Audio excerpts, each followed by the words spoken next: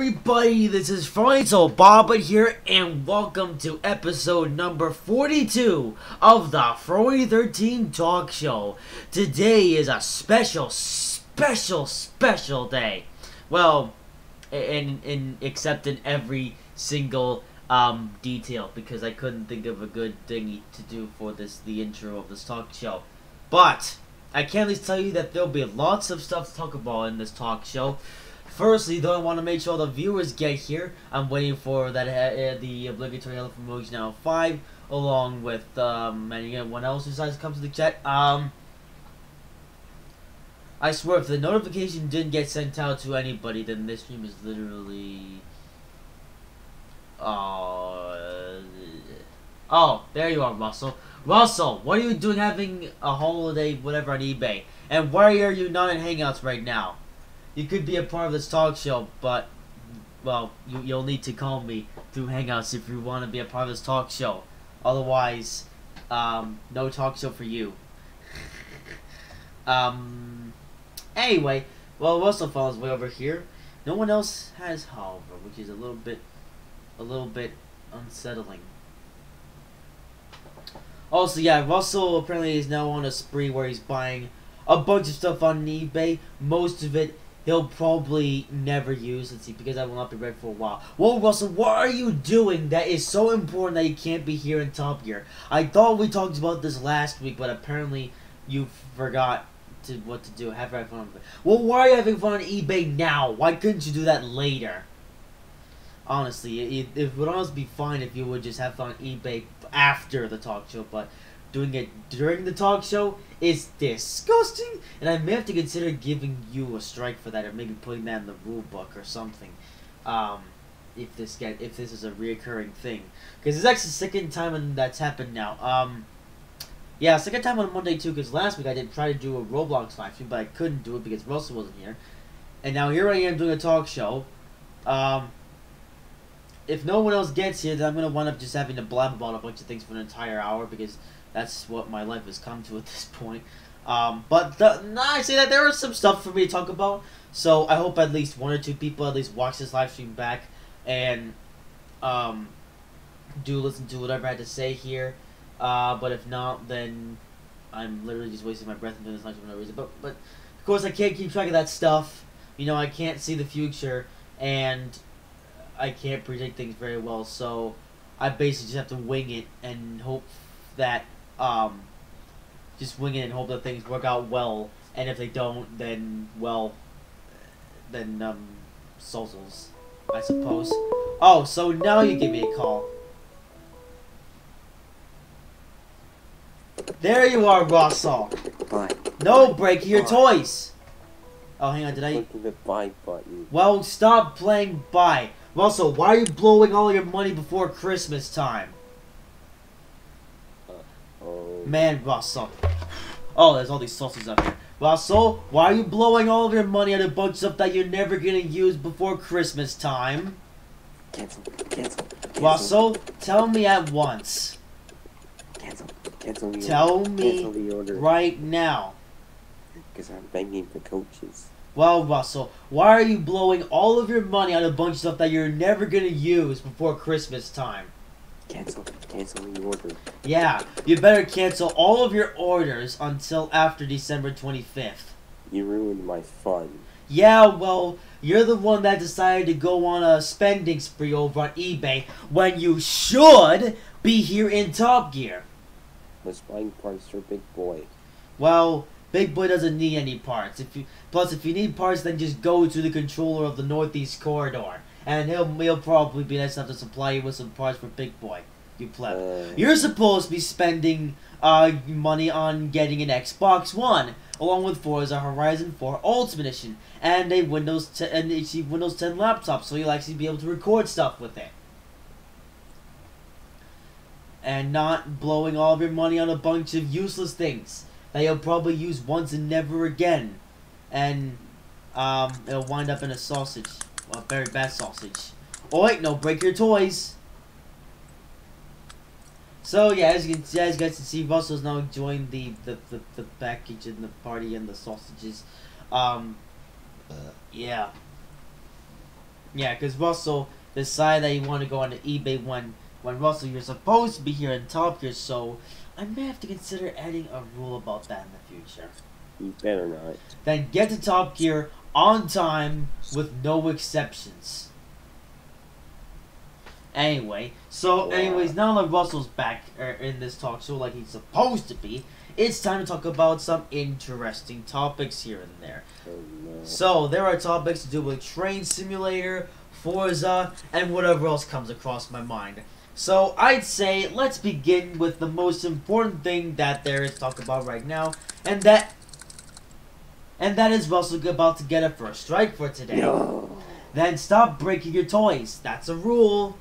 Anyways, time to go on to the actual first subject for today, which is very important, and that is Forza Horizon 4 Fortune Island. The first of 2 expansions coming out for Forza Horizon 4, and like every Forza Horizon or Forza expansion that's come out, I am of course super excited for Fortune Island, and thankfully I don't actually need to buy it considering I've already bought Fortune Island because, as you guys know, I got the Forza Horizon 4 Ultimate Edition, so of course I already have the 2 expansions purchased, which means that on December 13th, when the expansion drops, I'll be able to play it on the live stream they'll be doing on Thursday, showcasing Forza Horizon 4 Fortune Island. And there are quite a few factors to talk about with Forza Horizon 4 Fortune Island. First of all, it's going to be coming with 10 cars. Yeah, because I was originally expecting that with Forza Horizon 4 Fortune Island, or with Forza in general with this expansion. I was originally expecting that it was just going to include 7 cars because all the expansions, or all the Forza Horizon expansions in the past have come with 7 cars, being Forza Horizon 2 Storm Island and the Forza Horizon 3, or both Forza Horizon 3 expansions. But no, for this expansion, we're going to be getting 10 cars included. Well, actually, that's a bit silly because the Forza Horizon 3 Hot Wheels expansion had 8 cars. But this expansion now is going to have 10 cars in it, which is quite cool. And the cars are quite diverse as well. You have a few off-road buggies. You also have a few supercars. Because thankfully there are paved roads in Fortune Island, so you won't need to worry about... Well, you might need to worry about also getting a first strike. But you won't at least need to worry about maybe having to modify your car or whatever. Like if you have a super racy supercar that it can only drive on the roads and will be rubbish anywhere else, that'll be okay for Fortune Island because Fortune Island does have a bunch of roads in here. So if you have a McLaren Senna that is super track built, then it should be no problem. And by person with a McLaren Senna that's super track built, I'm actually referring to myself in that sense. In fact, Mitsubishi. No Mitsubishis. Mitsubishis are terrible cars. We've already established this, Russell. So, and also, the cars that are included in the expansion are quite interesting. So you got the Lamborghini Urus, the official one, and not some concept, because apparently the Lamborghini Urus that we already had in Forza was apparently a concept version of the Lamborghini Urus. This one, however, is going to be the actual version of the Lamborghini Urus, so, I mean, that's cool. Although I think a few things I'm excited about is that well, of course, one of the other cars includes the Lamborghini Aventador J, which I don't really care because it's just a convertible version of a Lamborghini Aventador. I'm not really that too interested in Lamborghinis in general. I am however interested in one of the other supercars, which is the Koenigsegg CC8R, I think it's called, a CCX8, or I don't remember the exact name, but I'm quite excited for that because that's a Koenigsegg, which is a car that I'm very interested in. So, and apparently it's from the year 2002, which I believe was the year that Russell was going to get a strike. I was born on that year, you idiot. Anyways, yeah, so the 2002 Koenigsegg CC8, whatever it's going to be called, that's going to be coming to the game, which I think is really cool because, like I just said, I do have quite interest in Koenigsegg, and I'm guessing that this car was built in the early days of Koenigsegg when they built supercars. So that'll be cool. And there was also the Celine. I don't remember what that one is. I'm not really interested in that one that much though because well, it's Celine, and I don't really care about Celines that much. And there are also a few other cars in that will be expansion as well, which I won't go into too much detail because well, because reasons, but you guys can look those up yourself. Also, apparently, Fortune is also gonna consist of some new events and coaches. That's it. And apparently, it's also gonna consist of a new PR event style, which is like this mode where Russell's gonna get a strike. Shut up. Man, Russell, how badly do you want the first strike of the day? I'm guessing very soon, considering how much you're breaking the rules. Yes, master. I would like a first. So, anyways, with that being said, I'm gonna find my Murdoch wooden railway and then I'm gonna sell it on eBay because Murdoch. Who's Murdoch? I mean murder. Anyway, Just sell my murder and net. He might. eBay. Well, he might come to Forza soon, actually. Anyway, so Fortune also consists of this new PR stunt where apparently you have to get from one location to the other in the fastest time possible along whatever fastest route I can go down, which then set the fastest time, which that's it. Which I think will be pretty interesting, so that'll be fun. And apparently we also get the longest drift zone this year for us, which would be 3 or 1.5 miles long or something. Which is something that I asked for, of course, but I mean, it shouldn't be too much of a challenge because I am getting slightly better at drifting in Forza Horizon 4. Like, I'm certainly better than I was at the start of the game, you know, now that I've been able to drive proper drifting cars, and the fact that I was able to complete almost all of the Drift Club missions in one attempt. So yeah, Drift Club 2.0 will be arriving in Fortune Island, so that's it. So, so I get to do 10 more missions of drifting, and honestly, I think out of all the Horizon stories, I think the Drift Club mission, or Drift Club, is probably my least favorite story. Russell, what did I tell you? Anyway, as I was saying, so the Drift, you know, the Drift Club, it's probably my least favorite Horizon story out of all the stories that they have in Forza Horizon 4, because literally all 10 missions are the same thing. It's just take whatever car you're given and drive from one place to another while getting as many drift points as possible. It's literally the same objective for all 10 events. The only difference is the the only difference is the finishing location and the car. The start location is the same and the objective is the same. I don't know. Like, I know that Forza's trying to cater more to the drifters, but man, like, if they're gonna cater to the drifters, they should at least put some effort into, like, the drifting portion of Forza Horizon 4. Something that I really, really didn't do with Drift Club 2, with Drift Club 2.0. I mean, I say that Drift Club 2.0 either might be better than Drift Club number 1, or it could just be exactly the same thing with some swapped out stuff. You know, it could be like the Russell. All right, that's it. Cancel. 1 strike for Russell. Cancel. Man, Russell, only 12 minutes in, you already have 1 strike today. I didn't mean it. Well, you better not. Well, you're close to getting the first strike. Anyway, as I was saying, so Drift Club 2.0, I'm guessing that either it's gonna be the same as Drift Club 1.0, just with different cars and different face locations like it was in the mainline, or maybe it could be something interesting. I'm really not sure, you know, but I don't know. I'm really not that big of a fan of the Drift Club. I mean, it's kind of fun to slide the car around, but yeah, it gets a bit repetitive after a while, honestly. But hey, at least you get a couple interesting cars from it, so I mean, yay. So anyways, yeah, so there you go, that's and also, of course, well, I haven't gone on to some of the other things in Forza Horizon 4 channel. There's also the weather, which is going to be pretty stormy, apparently now we're going to be getting lightning or thunder and lightning, which is, Russell, what are you doing? I'm laughing at the lightning. Oh, for God's sake. Well, yeah, so speaking of lightning and thunder, that will be in Forza Horizon 4 Fortune Island, even though that was technically already done with Forza Horizon 2 Storm Island. Well, I say that Storm Island in Forza Horizon 2 only really had like thunderstorms and stuff like that, but didn't really look that cool, to be honest.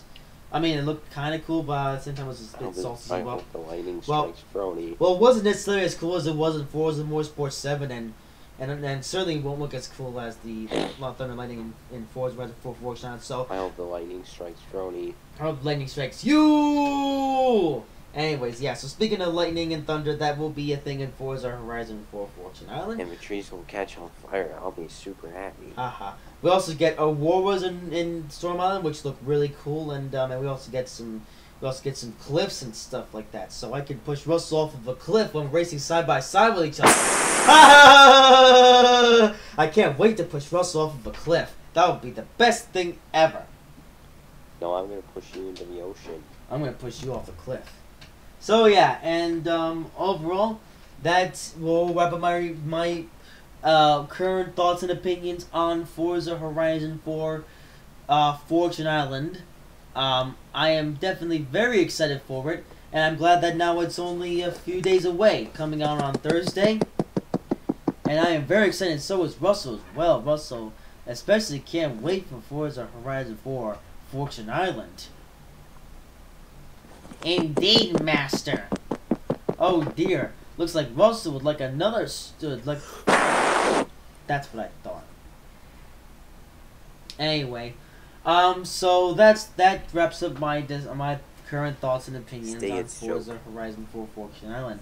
Oh yeah, we might be able to pull a few stage jokes in there as well. I can't wait to see Russell crash into a wall. Anyway, so now now Fortune Island is officially over. So now it's time to move on to something else. So, Train Sim 2018 2.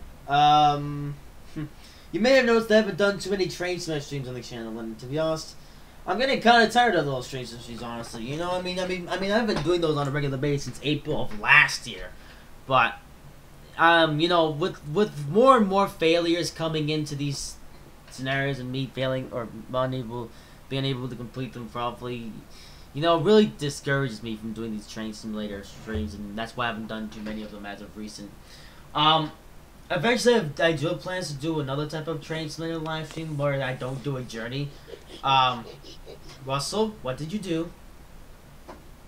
Anyway, so as for the journeys, I honestly I might not really continue those until all the way until the 24th of December, because on December 24th I will be doing a special Christmas special on Train Simulator.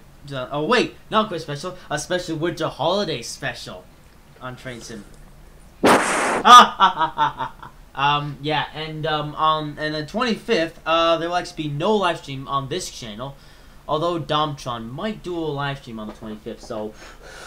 So do subscribe to my buddy Domtron's channel, and actually subscribe to him right now, because Domtron, pretty soon he will be finishing up his schoolwork for the year, so Domtron will be able to live stream over on his YouTube channel, starting hopefully next week. So I should live stream more than he has done so in the past 5 months. So I guess everyone in advance is watching this, go subscribe to Domtron's channel if you haven't already, and go watch. That's it. And go watch Russell get a strike.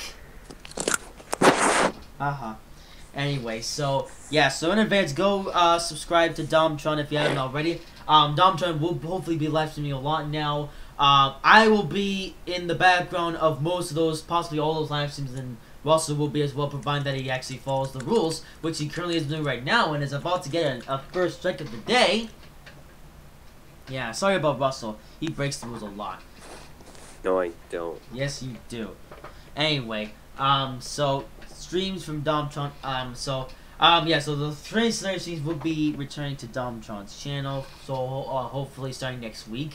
And the 25th will be a very special day in Top Gear, because I'll say so later actually, just because. But that will basically explain the reason why we'll be doing a live stream on the 25th of December. I will also be doing a 6-hour-long Train Simulator 2019 live stream, hopefully, where I hope to do a live stream on all of the stuff that, or all the new stuff that Train Sim 2019 will come with, and do other weekly live streams on Train Sim 2019, showcasing some of the other things that I plan on buying, and maybe showcasing a few other little things as well, which I'll talk about when the time is appropriate. So, anyways, in regards to Train Sim now, well, of course, that's just talking about Train Sim plans, but I guess now in regards to Train Sim in general, well, there's an advent sale going on for Train Sim, even though it's... my moderating abilities back. No, you're not. You cannot have your moderating abilities back until you follow the rules, which is something that you're certainly not doing right now. Yes, anyway, no, you're not. You, Russell, need to follow the rules, unless you like that strike. Anyway, then follow the rules. Anyway, so there's also this advent sale going on for Train Sim 2019, where Happy winter holidays. Russell. Happy winter holidays. Ha ha ha ha. So yeah, so happy winter holidays. It's time for another update on our festive advent calendar sale. Here's a quick recap of what's going on. So, 19 secret roofs and endness are 50% off in the Dovetail store from the 1st to the 19th of December using the code 2TurtleDovetails. Now, I don't know why they have to do this on the Dovetail. Why do they have a Dovetail store, first of all? The Steam store is just fine. They, like Dovetail, really did need to put their own store together on their own website. They literally already have the Steam store, which works fine. Does anyone see a problem here? I know, Russell. It's like, I don't know why Dovetail has to have this silly Dovetail store. Like I just said, the Steam store is just fine.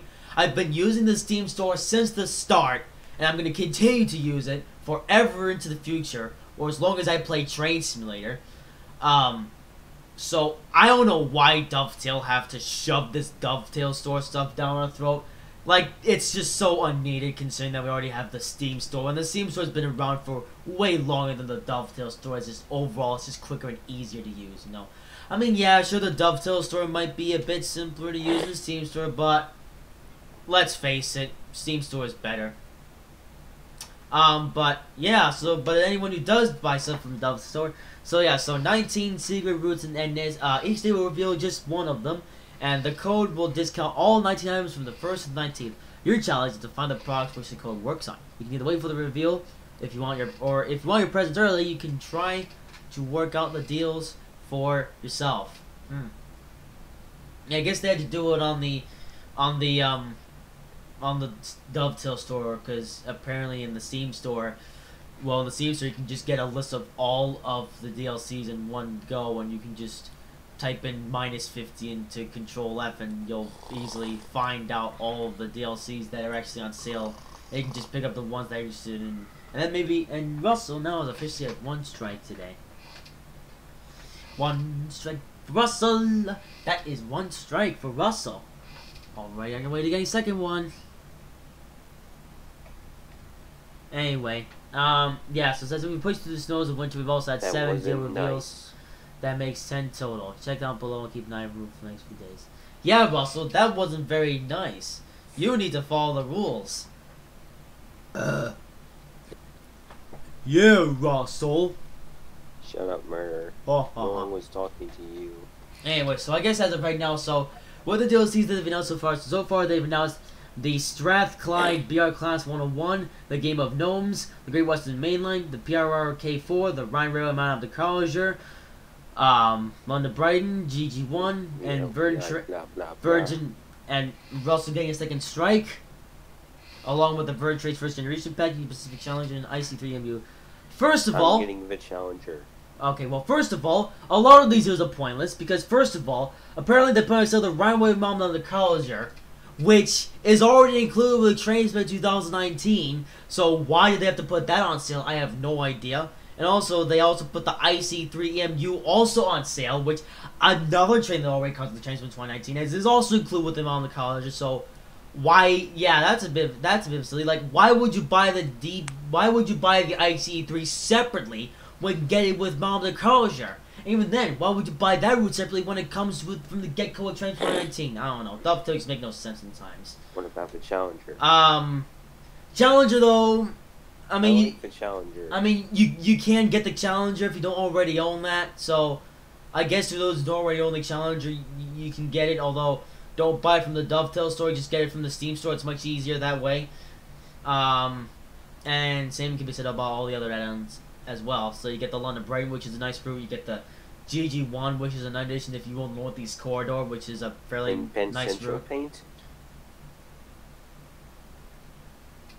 Uh-oh. We do not mention Penn Central ever, you blithering idiot.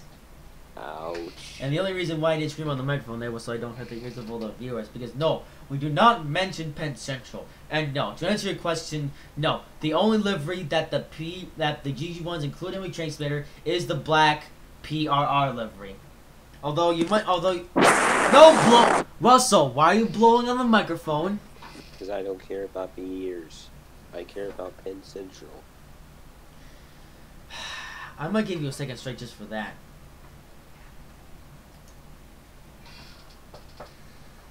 But yeah, as you can see, Russell's a big fan of Penn Central, even though it's possibly the worst railroad in the history of the world. I mean, if you guys know the history of Penn Central, then you know exactly what I'm talking about.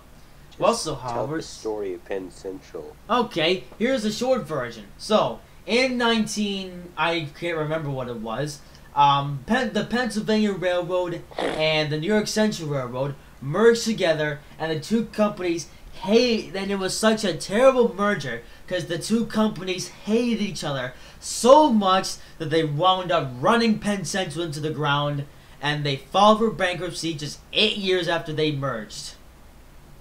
Which is why we never speak of Penn Central ever. Thankfully, when Penn Central went out of business, all the assets were sold to either Amtrak or PRR. Or no, not PRR. What was the railroad that bought like the other things? Was it Conrail? Oh yeah, Conrail. Yeah. So basically everything that Penn Central previously owned either went to Amtrak or Conrail, depending on whether it was a passenger or freight thing. So I believe the Metro liners, which was owned by Penn Central at one point, those went to Amtrak, and whatever freight stuff that Penn Central went to Conrail. Thank goodness too.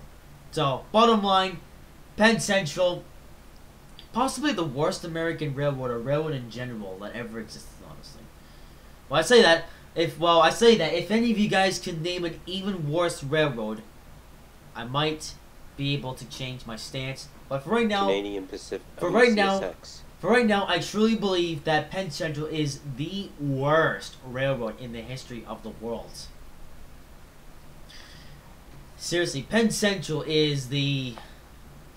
Well, actually, I don't know, but it's a terrible railroad, and thank goodness it only lasted 8 years. Cause man, man, I'm glad I wasn't one of the workers that had to work for Penn Central. Honestly, I would have went for any other railroad at that point. Actually, what other American railroads were a thing in those days, like in the 1960s or whatever? Was there any? Or were they all just overgrown until Amtrak bought them out? Because 1950s and 60s were a tough time for American railroads, and it wasn't until Amtrak came in that American passenger railroad actually became good again. So anyways, that being said, so there's your stuff for Train 2019. We're back to Train Sim. Other things, let's go back to thingy. Let's see, what's driving his big boy? Oh, also, Train Sim World Long Island Railroad came out, but I don't think anybody really cares about that.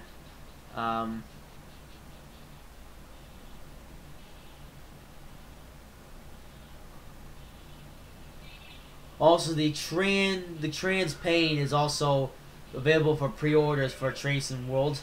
Oh, but there is, however, some interesting stuff for Train Sim World. I mean, not Train Sim, Train Sim 20. Russell, turn that down. This is a quiet zone. Thank you. So, anyways, also, now here's something quite cool. So for Train Sim 2019, the LGB Rhone Alps to Mediterranean route came out. I apologize if I completely messed up. Actually, hang on. I'm gonna put that into a text-to-speech and see how to pronounce that, because I'm actually quite good with pronouncing words that in other languages. Okay. All right. Just want a text-to-speech. Go away. You know what? I'll use Microsoft Sam. Yay. Because the one thing that he's good for is text-to-speech. Alright, so let's see what we get. So, LHB run-off symmetry. Let's see how Microsoft Sam pronounces it. Russell, I need you to turn that down. It's too loud. It's going to annoy murder. Thank you. Oh. LGBRH helps and Deuteronomy. Oh, what? Okay. LGBRH helps and Deuteronomy. Okay, it says RH on Alps and Mediterranean. I mean, you kind of said Mediterranean correctly, but you completely utterly butchered Rhone Alps.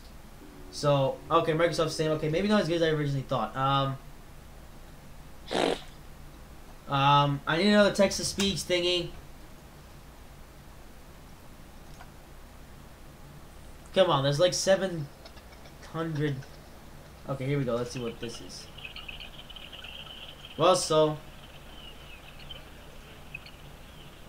LGV Rhone Alpes and Mediterranean.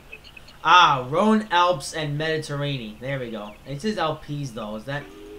Russell, turn that down at once. It's gonna annoy murder.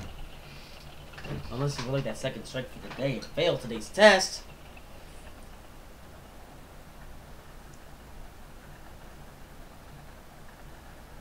Hey, come on. Oh, there's voice as well. Oh, UK English. What's this one? This doesn't work very well. Oh, come on. Alright, then I'm going to have to reload it then. LGV Rhone Alpes and Mediterranean. Ah, yes, I guess found Rhone Alps and Mediterranean. So anyway, so that route was released a little while back, and it's an extension to the Marseille to Avignon route, which is which already exists in basically yeah. So it says here, the original Marseille to Avignon route for train service featured a section of the LGV Mediterranean, and only spanned a total of roughly 90 kilometers. And the route extension completes the LGV Med route up to Gare de Valencia. Oh yeah, I was about to say. Yeah, up to for 9 I was about to say also it completes the route, and also the LXV Rhone Alps is also included in its entirety. Taking another basics to Gare de Lyon, along with classic lines to Lyon, Puerto Rico, total 330 miles per hour, or 330 kilometers of thrilling high-speed action. All right. Ooh, originally the expensive in Avignon, but now you can take the viaduct north and speed towards Lyon. What, Russell? Listen to Big Boy. Big boy is cross. Now turn that rubbish down now. Anyways, continuing. Additionally, alongside the already released original TGV Express livery, we also have worked with SNCF to bring you the TGV Carmillon livery. TGV Duplex and TGV Carmillon livery is available for free. And wait, what? Oh, the livery is available for free, and anyone who knows the Marseille or will receive it. Ooh. Failure Liberty. Oh, okay, that's cool. Apparently, the livery was released for free. Hey, good dovetail. So, okay, so it's not that you don't actually need to buy the extension to get the livery. You can. You're an idiot, Russell. Have you been? No, shut up. So, anyways, yes. You're an idiot. You haven't even been paying attention to the whole thing. Because you've been blabbering. No, I've been reading out what it says here. You've been too busy playing with your stupid trains. Anyways, the extension then uses both liveries in tandem across with the route, adding quite literally a dash of silver and white to the mix. Ooh, this is interesting. The Carmelian livery first appeared on the TGV sets in 2012. I actually remember those times. I remember way back in the good old days when I used to watch videos of TGV trains. I remember when the TGV Carmelian livery became a thing, and glad to see now it's in Trainsport as an official thing. And was a grand departure from any livery before. All TGV duplex sets were originally delivered in blue and silver, and the same was true for the Marseille to Avignon route. But now the striking Carmelian scheme is available for free. That's actually quite cool though, because I originally thought that you had to get that you got delivery with the extension route, but no, it turns out that if you already own the Marseille to Avignon route, you can get delivery for free, which I think is a really nice deal. Anyway, the looks blah blah blah with the TVM signaling systems and oh, and now XP Donk here, apparently coming soon. The TGV Racial. I do apologize if I mess up every single word in this. Oh, hey there. And now we have the other TGV, the single-decker version, coming to Train Sim 2. I'm gonna have to buy that eventually as well. No. Okay, well that's kind of cool. Let's see. To complement the brand new route, Extension will also bring the TGV reasons to Train Sim as a separate add-on. Based on the successful TGV and Q whatever sets, which were built in the late 80s to serve the LGV line sporting the same name, DGV Race 2 was ordered in the 1990s to bolster services on the entire SNCF LGV network. A total of 90 were built and a mixture of dual and triple voltage sets and 80 entered service with SNCF. Each CGV route is capable of sitting over 360 people across 8 sleek cars, and the combined effort of 2 power cars gives a set 11,800 horsepower, enabling them to easily reach 220 kilometers per hour in day-to-day service. In order to increase the capacity on the certain journeys, TGV can couple up to other TGV sets, like TGV duplex, to provide extra seating.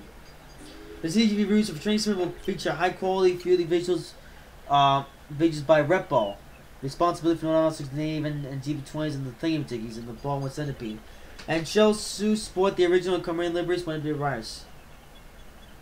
Oh, the original Command. Oh, okay, it's coming in those two as well. All right. Well, I'm also definitely gonna get that. Eventually, unfortunately. Well, I don't know. I want to get soon, but let's see how that works. Also, now I have some sausages all over my legs. This is bad. Anyway, so I think that's quite interesting, actually. Russell, what are you doing? Nothing important. Russell, tell me what you're up to. I'm driving Big Boy. Well, you better drive him properly. So, yeah, that's interesting.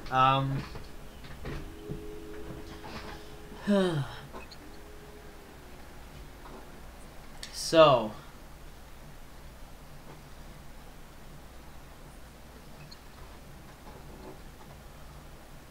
Also, back to the truth.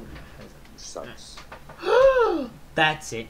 You now have 2 strikes that follow the rules. Yeah. Sorry about Russell. He does that a lot. Anyway, so I thought that was quite interesting. What else is there? So all the that's something else. Okay, I want Train Sim 2019 news, please. News for the Train Sim News Show. Oh, hey Russell. What? Would you like to hear some stuff about Southern Pacific and Train Simulator? Yes. Okay. So Train 2018 Soldier Summit plus Southern Pacific. Oh, it's a scenario pack. Okay. Never mind. Scenario packs still deserve a blow on the microphone. Oh man. Like, why do we need scenario packs? We can just download an infinite amount of scenarios for free on the workshop. Like, I don't know. Like, I know that Dovetail want Mr. Alphaba to be able to sell his work on the Steam store, but who wanted them? Honestly, like, not really. Like, if any of you guys who play Train Sim out there and you want some extra scenarios to play, just go on the internet and just download some for free. There's an infinite amount of scenarios available on the internet for free, so just go and download one of those and just stay away from payware scenarios, because what's the point of them? The only real purpose is for them to make money, and apart from that, they're useless. Especially when you can just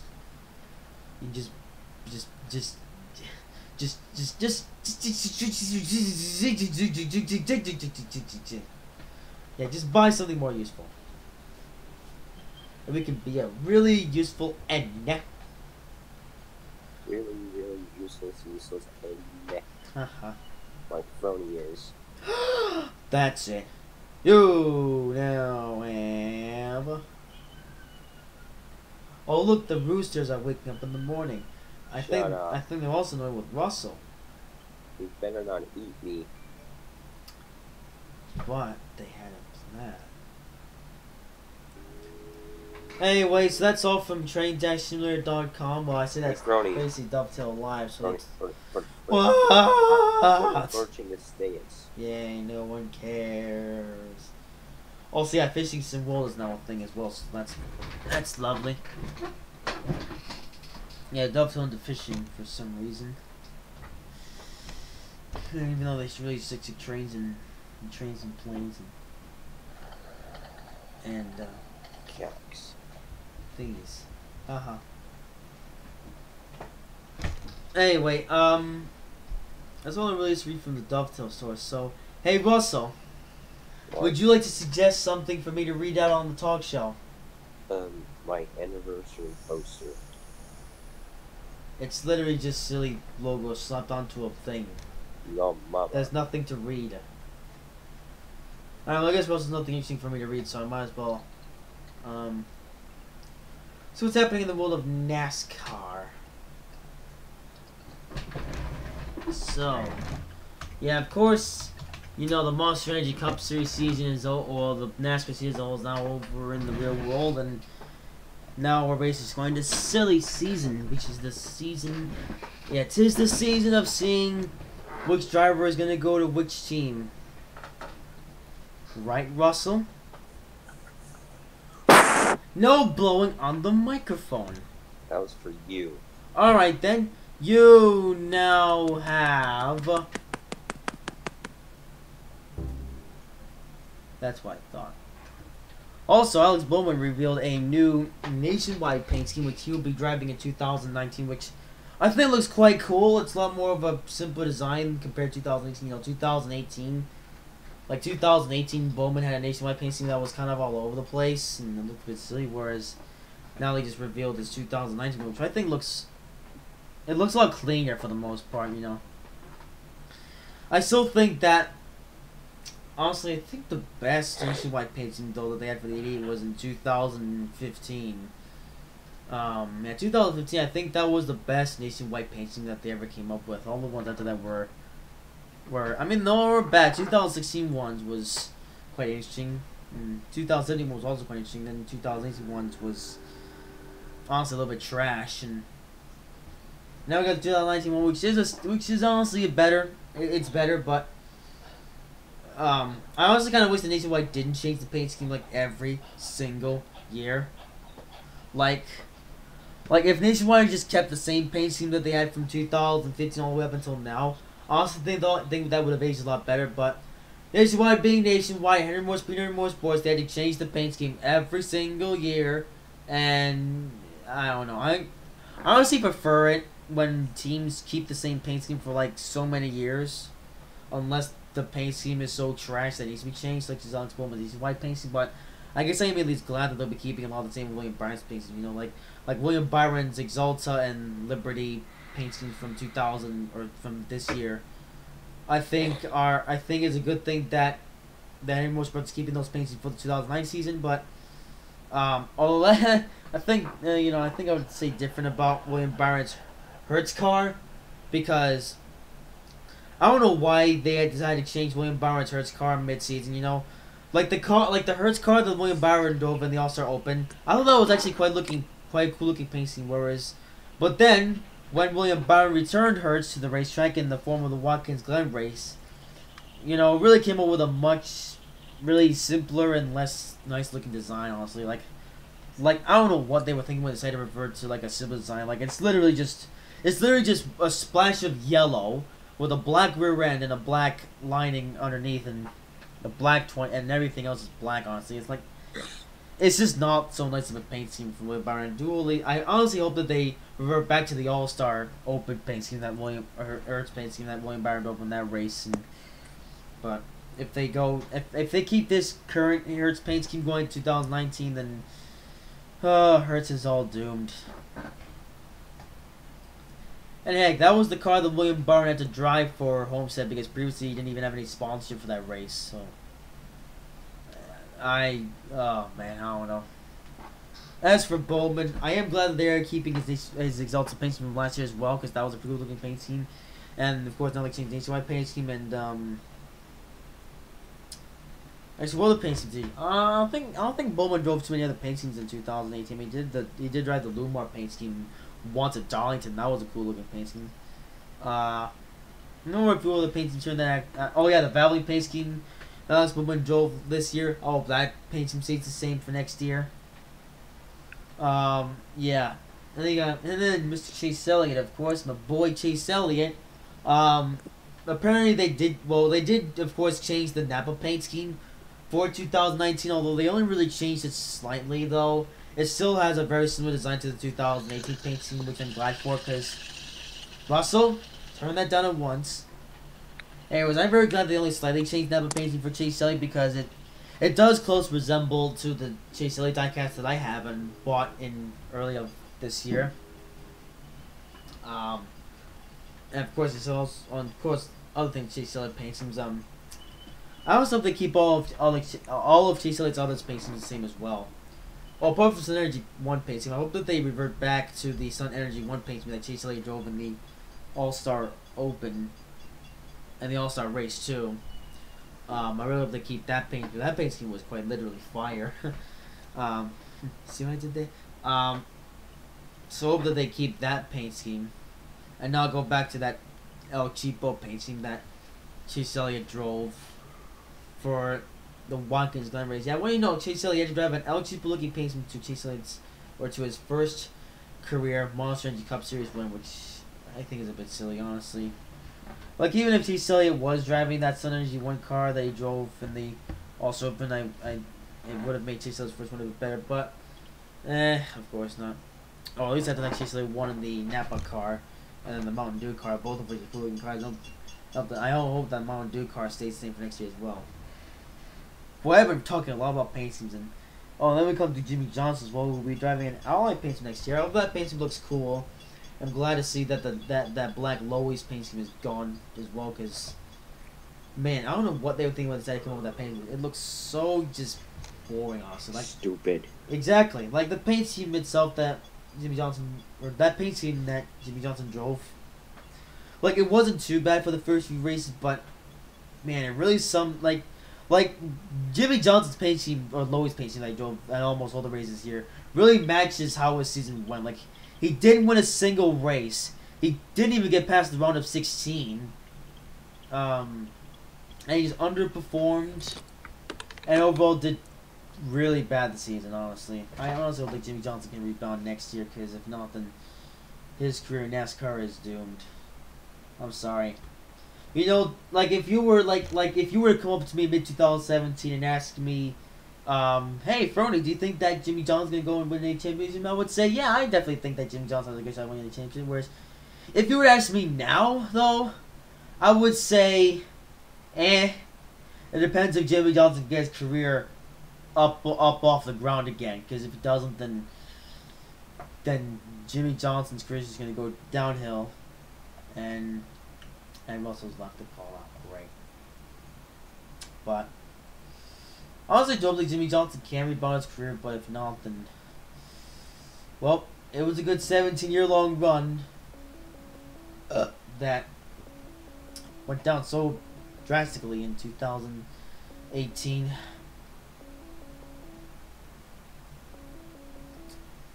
Even 2017 wasn't that bad for Jimmy Johnson. And trying to get back Russell. He's waiting a couple minutes.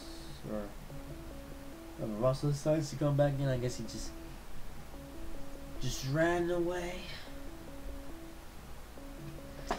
Yeah. 2,000 years later. Yeah. Well, Russell can do his thing when he wants to, but anyway. Yeah, so Jimmy Johnson, I really hope that his career can at least get better from here on out. Because like I said, if it doesn't, then his career is doomed. Anyway, I guess now I can just get into some of the, I guess not talking about NASCAR, I guess now I can get into a few other things that I'm honestly quite pleased for the 2019 season. Well, we've seen it across a few teams where, in Xfinity Series, we've seen it across a few teams where drivers who only ran part-time last year are now beginning full-time this year in top tier rides. So, well, of course, the notable drivers in that sense are Austin Cindric, Chase Briscoe, and Ross Hussein. You see that all three drivers also race the NASCAR Siemens X Series on a part-time schedule, though. Well, say that in the NASCAR Siemens X Series, though, Austin Cindric and Austin Cindric and Chase Briscoe only run on part-time schedules, whereas Ross Hussein drives full-time for JR Motorsports, similarly to what they do in real life. But although I say that, Ross Hussein, of course, in the real life in the NASCAR Xfinity Series, Ross Hussein did run a few races with Chip Ganassi Racing and even won a race. So I'm also very much looking forward to seeing how Ross Hussein will perform in the 42 at Chip Ganassi for next season. I really hope that Ross Hussein does well, because Ross Hussein, he's honestly been in NASCAR for quite a few years now, and for the first time in Chastain's career, he's gonna get a full-time top-tier ride. And I think, and after Chastain's win in Las Vegas, I think that's where guys win. I really hope that Chastain can really live up to expectations and really run well in that 42 car. Provided, of course, the leeches don't cause too much confusion to delay. Anyway, so that will be very interesting. And then we have Chase Briscoe, another driver who I'm very glad has now gotten a full-time ride. So Chase Briscoe will be driving number 98 full-time after us racing in the NASCAR Xfinity Series. So I am very glad for Chase Briscoe, another driver who definitely deserves, a full-time ride, because Chase Briscoe also won in number 98. And, he won the inaugural Xfinity Series race at the Roval. So I think Chase Briscoe definitely proves that he has talent, and I am looking forward to seeing how well he can do in the number 98 next season. As for Cindric, though, Cindric, I don't know why we have to keep Cindric in that car, because Cindric, he actually ran on a full-time schedule across 3 different teams for 2018, and really didn't do that well in any of them, and honestly, he really didn't do well in any of the rides that he drove in 2018. He was pretty below average at Roush, and he was somewhat decent at Penske, but I think Cindric, oh man, Cindric, I guess he wasn't that bad of a driver, but really everyone really got angry at Austin Cindric after he dumped Kaz Grala for the race win at Canadian Tire in 2017, the Truck Series, and besides that, he didn't really do anything the entire season. He did make the Final Four, but I don't think he really deserved it. And then for Xfinity, of course, Cindric, as we know, became a part of the meme that was the 60 car. Oh yes, we all know how many times the 60 car crashed in the Xfinity Series in 2018. Oh man, I think that might be something that we all remember for a lifetime. Like the 60 car crashing, it became such a meme. Honestly, it was such a meme. How how can you have one single car crash so many times in 1 year? That has to be some kind of new record or something. Apparently that's the same car that Chris Buescher drove to the championship in 2015. 60 car has gone on really downhill as of this year. I can now see why Roush is shutting down that car shutting down his entire training operation for next year. Of course, now Ryan Reed's going to be without a ride, but who really cares about him? So Cindric, I think out of all of the full-time drivers that will be competing in the NASCAR in the NASCAR Xfinity Series next year, I think and my mom's connected to my brain. I think for next season in the NASCAR Xfinity Series, out of all the drivers who will be getting full-time rides and will be able to compete for a championship, because there's going to be a heck of a lot of them next year, I think I'll evolve them, but I think Austin Cindric is going to be doing the worst of all the big teams, because let's face it. Cindric, I said he could prove me wrong. Cindric, he could go and win a few races here and there. If Fitzgerald could do that, I would have me. But other than that, I honestly don't think Cindric will do that well. Honestly. I honestly really thought that Penske should have just dropped Cindric and maybe got somebody else to do drive full time at 22, but other than that, oh man. See, this is the reason why I like to remain skeptical about these things. Oh yeah, so I guess that means so for Penske now. So the 22 car, which was previously a couplage car for all the Penske leeches, that car is now going to be exclusively for Ross and Cindric, and now the leeches will now be able to drive the 12 car whenever they can. And as for Chip Ganassi, 42 car, that car only was driven on certain occasions by Kyle Larson, though. I think Jamie McMurray got a start in that car as well, and John Harnevsik also got some starts in the 42 car as well. I think one other driver did too as well, but I can't remember who it was. Or I don't know who it was, and so. Oh, I think that's Chip Ganassi's. Is that Chip Ganassi? Hang on a second. Am I nuts? Or is number 42 car Chip Ganassi's only car in the NASCAR Xfinity Series? I don't know. I feel like there's one other car that Chip Ganassi does run the Xfinity Series, but it's not coming off the tip of my tongue. I do believe that the 42 car might be the only car, a full-time car that's out there. I don't know. It's the only full-time car that runs in the or the only car that Chip Ganassi runs in the NASCAR season next year. I believe that reflects real life as well. Either way, if that's the case, then Ross Chastain will be driving the 42 car all the time next season. That means that none of that means that that Kyle Larson and Jamie Megan won't be able to get into that car next year, and Johnny Shake will. Actually, is Steve Shake already going to like some other team in the NASCAR Xfinity Series or something? I don't actually know. That's a good question. I don't know. And then for Stewart Racing, so Stewart Racing, well, they already filled two cars. They have the 00, which is already taken up by Cole Custer, who drives that car full time, and then you got the 98, which would previously get caught up by couple leeches, well, specifically Kevin Harvick and Eric Roll, and Chase Briscoe basically drove that car whenever they couldn't do it. So, if that's the case, then that means that Cole Custer and Chase Briscoe will be two full-time teammates at Stewart Racing, and that means that Kevin Harvick won't be able to get back into the Xfinity Series. Heck yeah! Please don't let Kevin Harvick go. Actually, no. I think Kevin Harvick already came on and said that he wasn't going to do any more Xfinity Series races after his debacle with Ross Chastain and Darlington this year. Which I'm glad for, honestly. Like, Kevin Harvick, he's dominant enough in the Cup Series. He doesn't need to run the Xfinity Series. Like, Kevin Harvick, he's been competing full-time in NASCAR in general for years now, and he even won the 2007, I think it was, Xfinity Series championship, and he also won the 2001 championship as well.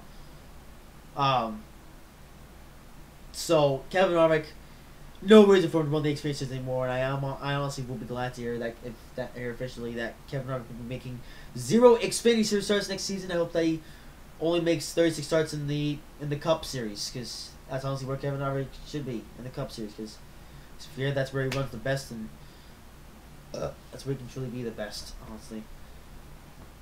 Now, of course, that means Almirola won't be able to go in the 98 car either, but to be honest, Eric Almirola, I don't think he really needs the Xfinity Series anymore either. I think Eric Almirola can safely stay in the Cup Series in the number 10 car that Danica used to drive. So I'm glad for that.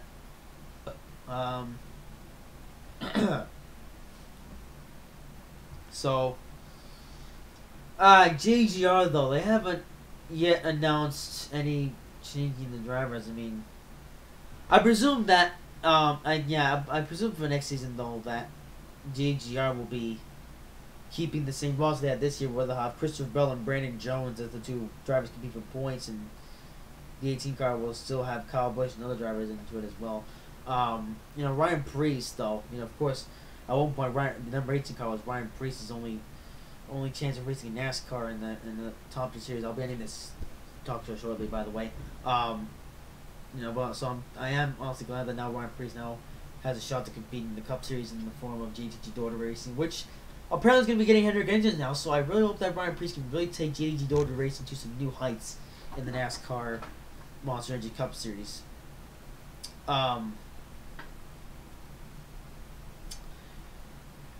So I guess at that point, I guess JTG is going to be doing what they've been doing, or doing what they did last year. So I hope that Bell can now win a championship and not screw up in the last race of the season, the last few races of the season. As for Brandon Jones, he's probably going to continue to not do so well, and Leeches are probably going to continue to win the 18 car.